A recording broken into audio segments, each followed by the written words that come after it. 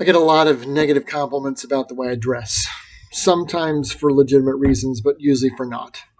And I finally explained to a student in class the other day why I dress the way I do, because I don't really look like what they expected a professor to look like, because I spend time in a lab every day. And there's a different dress code for lab than there is anywhere else.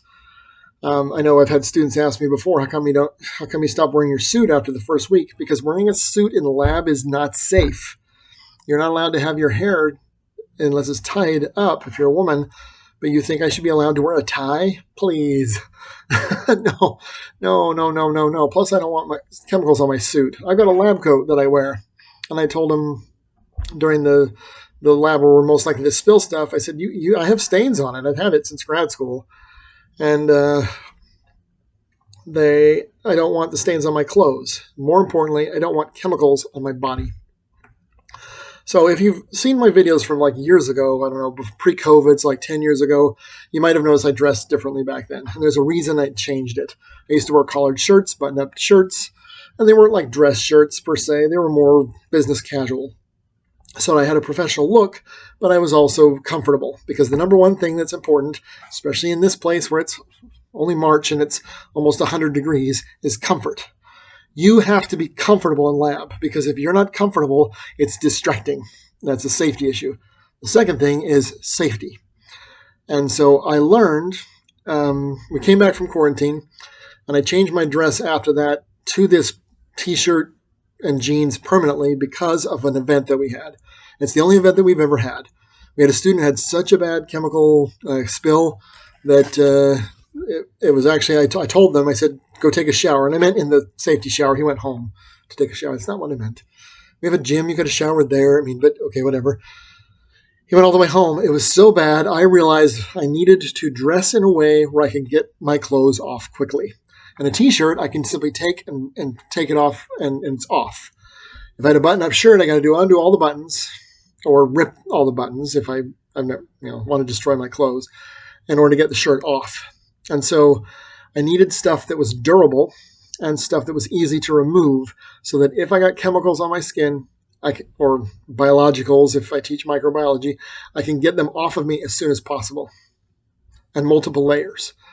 And I know it seems like multiple layers is counterproductive for comfort, but there's sort of an insulation layer where the under layer absorbs my sweat. The outer layer, looks different, looks nicer. But a lot of things don't go through multiple layers. When I work with particularly hazardous chemicals, I'll actually wear multiple layers of gloves. And I told him, I said, I don't wear my boots. I wear Keens, not to push a brand or anything, but I said I wear Keens because I needed a pair of boots that chemicals won't go through. They're not the most comfortable boots, but they are waterproof, so chemicals have a lower chance of penetrating them and getting to my foot, because that's where all chemicals go, pretty much is down. And so typically if you're working on something, they're going to go down there, and I needed to protect my feet. So I dressed for safety reasons, practical reasons. And this is sort of a nice shirt. It's a shirt my sister got me in Hawaii that I wear just to spell off the unmarked black t-shirts that I wear to show students I have other things other than black t-shirts. But I just started wearing the same black shirts because I'm like, I really don't care what I look like. I really don't care to advertise things. I really don't care to advertise where I've been or what brands I buy, because under a lab coat, nobody cares. And chemicals don't care. If you've been to Toledo or Tijuana, they do not discriminate when they get on your clothes. And a lot of them can damage your clothes really quickly. So I've got multiple layers. I can remove them quickly and get them off of me, and that way I can get under the shower quickly and get the chemicals off of my body. It's simple. It's not a fashion show. It never really was considered fashionable.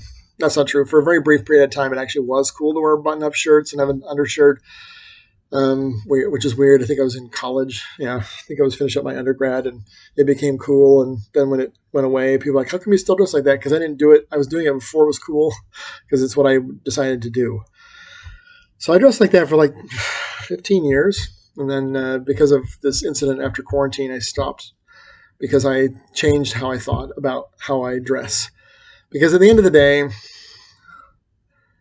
they tell you to dress for the job that you want, to dress so that you'll impress your person when you meet them. But at the end of the day, if they're interested in your clothes, they're not interested in you. If they're interested in your car, they're not interested in you. If they're interested in your paycheck or your title, they're interested in their own advancement and not in you.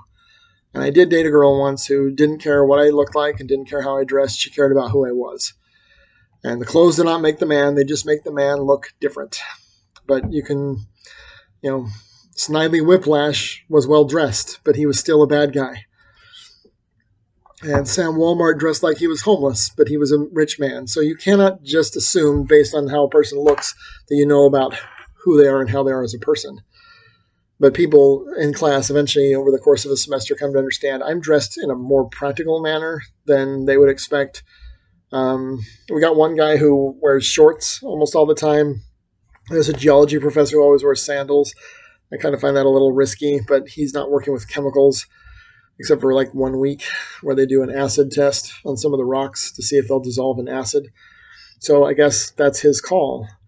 But at the end of the day, I'm old enough now that it's like if you're going to judge me based on what's on the outside, have a nut. Because at the end of the day, this is something I'm guaranteed to do, and you're not guaranteed to be a part of my life at all.